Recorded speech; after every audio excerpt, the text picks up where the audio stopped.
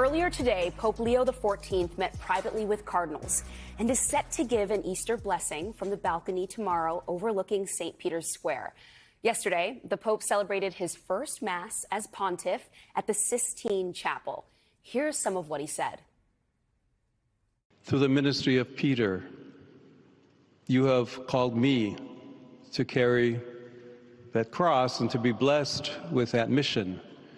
And I know I can rely on each and every one of you to walk with me as we continue as a church, as a community of friends of Jesus, as believers, to announce the good news, to announce the gospel. The 69-year-old was born in Chicago, educated at Villanova, and spent most of his life in northern Peru, where he worked as a missionary. He became a bishop and then the head of the Augustinian order, and was appointed a cardinal by Pope Francis in 2023. During his time as a cardinal, Robert Prevost was active on social media, criticizing Vice President J.D. Vance in this post on X earlier this year, writing, "J.D. Vance is wrong. Jesus doesn't ask us to rank our love for others."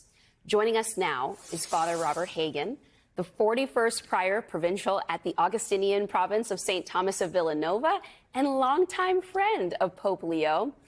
Father, you know the Pope as Bob. What was your first reaction when his name was announced? What was that like for you? I can't believe this is happening to Bob. We were all in what we call the Augustinian Friary. It's just across the street from Villanova University with staff and some Villanova graduates. And when that name was announced and he emerged on the balcony, I mean, we were flabbergasted, just full of all kinds of emotion. People were crying, shouting out, expressing all kinds of emotional joy, and just so happy, certainly for the Augustinians, my brothers around the world, but really for the world, that we know now, Pope Leo XIV to be a really good man, incredibly bright, speaks multiple languages, and not just the languages, but immerses himself in other cultures, and at the same time has a certain humility and approachability.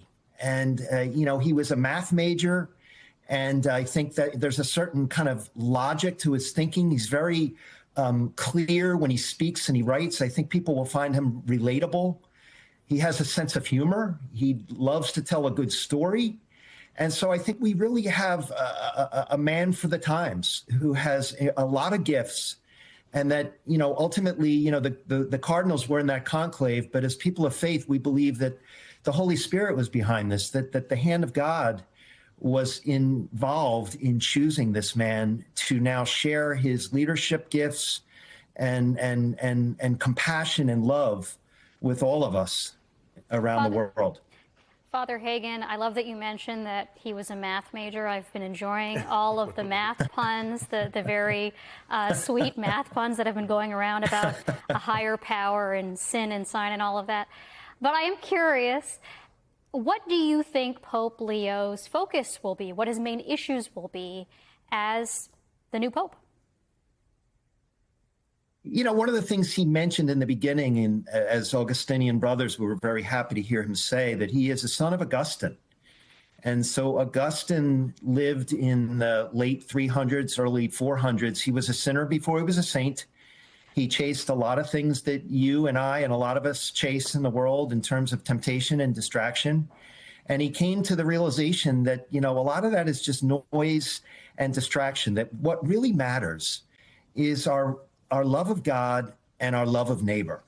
And ultimately, at the end of the day, there's really one question that we're going to be asked, and that is, how do we treat one another?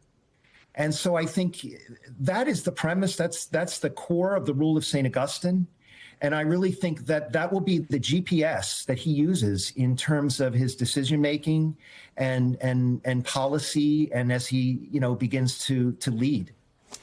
Father Hagen, I want to go back to something you said that I thought was so beautiful. You said a man for the times. And I think a lot of people right now are reading about the times that we find ourselves in, especially here in this country, and whether or not there is a bigger message in the fact that the College of Cardinals selected an American pope who, for many, thought that was never going to happen, that America already carried so much power around the world, for them now to have one of the most powerful spiritual positions in the world in the hands of an American. I'm curious your thoughts on connecting those two for us, and whether you see an interplay between the fact that he is an American pope at a time that many are very critical of where America's moral standing is in the world.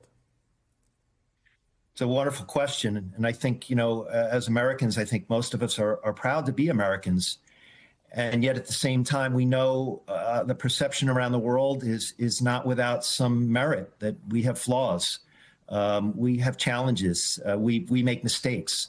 And so I think that in Pope Leo XIV, I think we have someone who really represents what's best about American ideals and values. He stands for the justice of all people. He stands for the poor, that everyone should have opportunity.